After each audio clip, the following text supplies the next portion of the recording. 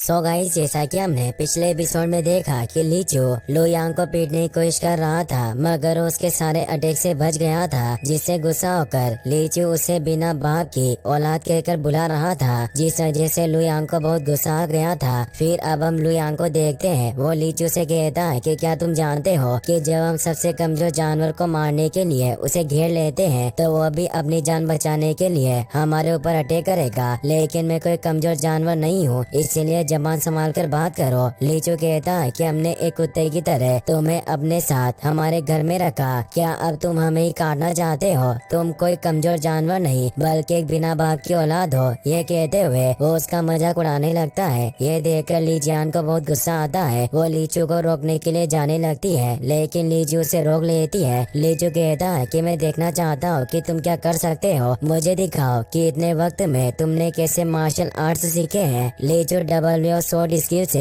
उस पर अटैक करने लगता है, लेकिन लू यांग तेजी से आकर उससे स्वॉर्ड छीन लेता है। वो उसके गले पर स्वॉर्ड लगा देता है। इससे लीचू बहुत डर जाता है। यह देखकर नौकर भी चौंक जाते हैं। वो कहते हैं कि अचानक से लू यांग इतना पावरफुल कैसे हो गया। लीचू लू यांग से कहती है कि शांत हो जाओ, हम इसके बारे में बात कर सकते हैं, और सबसे पहले तुम उसके गले से स्वॉर्ड हटाओ। लू यांग कहता है कि एक कदम भी आगे मत बढ़ाना, वरना मैं इसे मार डालूंगा। मैं कोई बच्चा नहीं हूँ जो तुम्हारी बातों में आ जाऊंगा। तुम्हारे डैड फेंग फैमिली के लीडर हैं। अगर मैंने इसे छोड़ भी दिया तो भी वो मुझे जिंदा नहीं छोड़ेगा। वैसे भी वो बहुत वक्त से मुझे मारने की कोशिश कर रहा है, और आज ये सब होने के बाद तो वो मुझे कभी नहीं छोड़ेगा। लीजू कहती है कि मेरे ऊपर भरोसा करो, अगर तुमने मेरे थर्ड ब्रदर को छोड़ दिया तो मेरे डैड तुम्हें कुछ नहीं करेंगे। लीजू भी कहता है कि मेरे डैड मुझसे बहुत प्यार करते हैं, अगर मैं उन्हें मना कर दूं तो तुम्हें नहीं मारेंगे, बस तुम मुझे जिंदा छोड़ दो।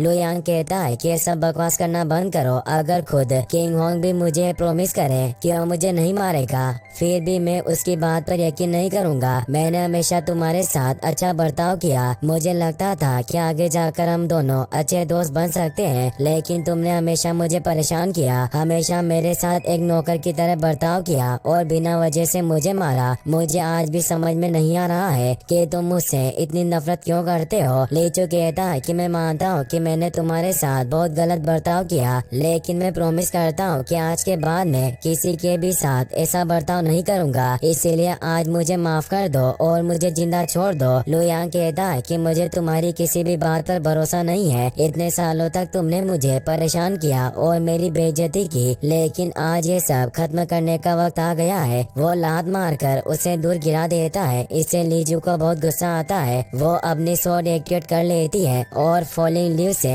लू यांग पर अटैक करती है, मगर वो भी फॉलिंग लीव्स स्किल की मदद से उसके अटैक को रोक देता है। ये देखकर सब चौंक जाते हैं क्योंकि falling leaves short body realm में मिड लेवल का मुंह था। ली जो डबल स्वॉर्ड से उस पर अटैक करती है, लेकिन इस बार भी लू यांग अपने कोइलिंग ड्रैगन मुंह से उसके अटैक को फेल कर देता है। इसे लीजू को बहुत गुस्सा आता है। वो दूसरे स्टूडेंट से लू यांग पर अटैक करवाती है, लेकिन लू यांग वहाँ से भाग जाता है। वो स्टूडेंट भी उसके पीछे जाते हैं। लीजू लीचू को चेक करती है। वो कहती है कि इसका कल्टीवेशन बिगड़ गया है और उसके डेंटियन में भी चोट लग गई है, हमें इसे जल्दी यहाँ से ले जाना होगा। स्टूडेंट लीचू को हॉर्स कार्ड में बिठाकर वहाँ से ले जाते हैं। लीजिया सोचती है कि मुझे इन सब के बारे में जल्दी से मेरे डैड को बताना होगा। वो भी वहाँ से चली जाती है। फिर हम फेंग फैमिली के मेंशन का सीन देखते हैं। लीचू की हालत देखकर किंग होंग को बहुत गुस्सा आता है। वो अपने छोटे भाई किंग यू से कहता है कि एक टीम बनाकर लू यांग को ढूंढने के लिए जाओ, मुझे वो जिंदा चाहिए। मैं खुद किंगलांग पैलेस में जाऊंगा और ग्रैंड मास्टर से लीचू को ठीक करने के लिए कहूंगा, ताकि वो फिर से उसका कल्टीवेशन ठीक कर सके। किंग यू कुछ लोगों के साथ हॉर्स कार्ड लेकर वहाँ से जंगल में जाता है। वो सब जंगल में हर तरफ लू यांग को ढूंढने लगते हैं। अगले दिन किंग होंग फेंग मेंशन में आता है। वो एक सैनिक से पूछता है कि क्या उन्हें लू यांग के बारे में कुछ पता चला। वो बताता है कि थर्ड मास्टर किंग यू वापस आ गए हैं, लेकिन मुझे नहीं लगता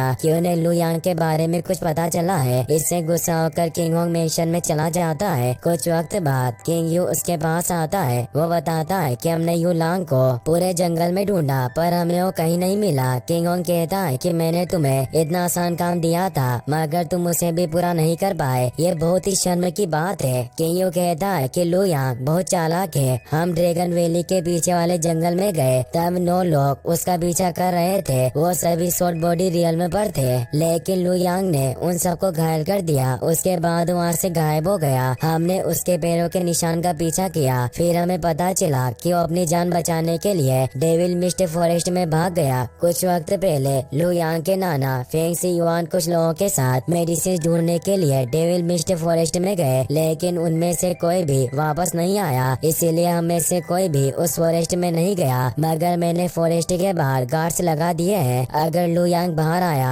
तो उसे पकड़ लेंगे। किंग होंग कहता है कि डेविल मिस्ट फॉरेस्ट सच में काफी अजीब जगह है। अच्छा हुआ कि तुम उस फॉरेस्ट के अंदर नहीं गए। लू यांग सच में बहुत चालाक है। किंग यू कहता है कि वो जानबूझकर उस फॉरेस्ट में गया है क्योंकि वो जानता था कि हम फॉरेस्ट के अंदर नहीं आएंगे, लेकिन शायद उसे पता नहीं है कि डेविल मिस्ट फॉरेस्ट से बाहर निकलना बहुत मुश्किल है। कुछ साल पहले फेंग सी हाई और उसके साथी फॉरेस्ट के अंदर गए थे, मगर वो भी वापस नहीं आए। मुझे पूरा भरोसा है कि लू यांग भी वहाँ से बाहर नहीं आ सकेगा और मारा जाएगा। किंग होंग कहता है कि मुझे पहले उसे मार देना चाहिए था। ली जू ने मुझे बताया कि लू यांग ने शॉर्ट बॉडी रियल के मूव्स का यूज किया था। किंग यू कहता है कि शायद कोई उसे सीक्रेटली मार्शल आर्ट सिखा रहा है, जिस वजह से वो इतनी कम उम्र में शॉर्ट बॉडी रियल में पहुंच गया। मुझे पूरा भरोसा है कि लू यांग के second uncle Feng king Liu ने उसे ये सब सिखाया होगा। ये सुनकर किंग होंग को बहुत गुस्सा आता है। इसी के साथ ये एपिसोड यहीं पर खत्म हो जाता है।